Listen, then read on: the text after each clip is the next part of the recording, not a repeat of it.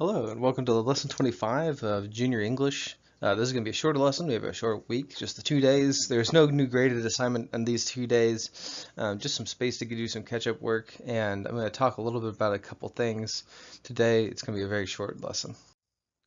Real quick reminder, the end of the grading period was last Thursday, November 19th, so any work that you're turning in right now, you're hustling to get in. I'm going to try to get it into Infinite Campus. I've already updated my grades in Infinite Campus, so I'm going to be kind of updating on a person by person basis and not the entire class again. So if you turn something in, just know that I'll try to get that into the grade book, even though the grading period has ended as of last Thursday. So for today, we're using this space as a makeup workspace. This, I believe, essay number 1 is the majority of your mastery grades, so focusing on completing that can bring your grade up very quickly. Be sure to take a picture of this slide if you'd like to compete in the chill off to potentially earn a raffle for just kind of vibing around the house. And here are our learning targets for the week. In writing, we're going to review how to write a personal letter, and we're going to go over the steps to writing a letter and sending it in the mail, because I think that we can all send letters to somebody that we can't be with in person this year. I think it's a really good idea. I'm going to do it with my family too. But I think that writing a personal letter during this time might be nice. For literature, we're going to use this space to complete makeup work, and for informational, we're just going to listen to some chill things about thankfulness and just kind of hang out. And if you'd like to be in here and talk or catch up on anything, then that's what the class is for. As per usual, our week structure is a recorded lesson on Mondays and Tuesdays and a recorded lesson on Thursdays and Fridays with office hours in the middle. This week, of course, there's no class on Wednesday, Thursday, or Friday because it's Thanksgiving.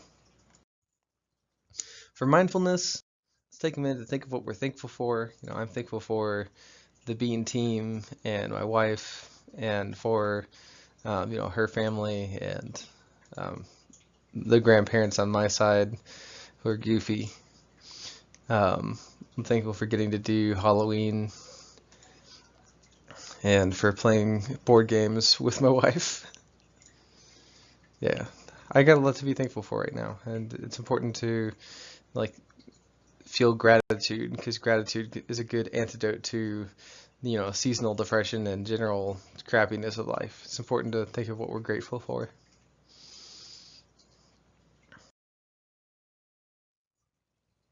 All right, so our writing learning target today is we're going to practice writing a personal letter.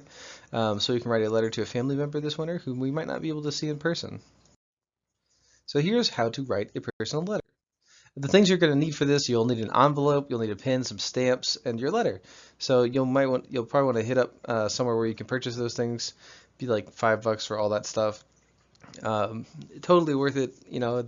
A personal handwritten letter means so much to people. They'll keep it for years. It feels like such a small thing, but it ends up being such a big thing. So on the front of the envelope, this is what it's going to look like when you're mailing it. Your name is going to go in the top left, and your address, that's your street address, and then your city, your state, and your zip code, all separated by commas. City, state, zip code.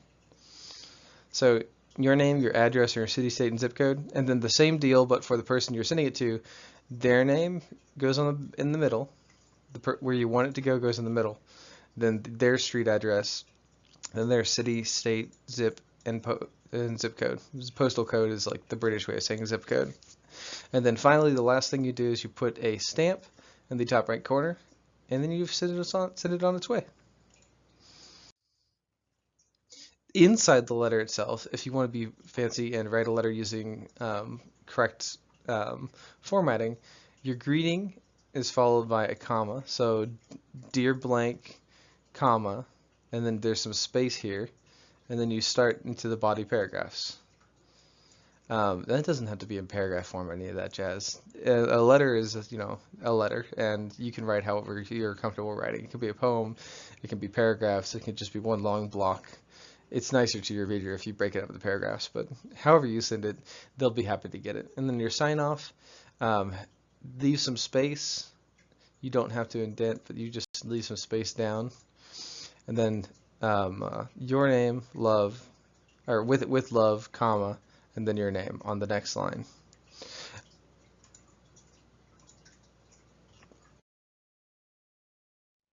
And that's how you send a personal letter. It's a pretty basic thing, but it's something that I think we can all do, even in 2020. So in class today, we're just going to use this literature space for completing makeup work.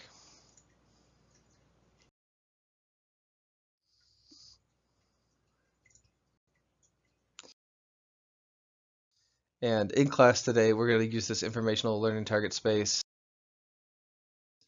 to listen to a short snap judgment on gratitude. It's like 2 minutes long. And then we're going to watch this Kurzgas video on gratitude also as an antidote to sadness.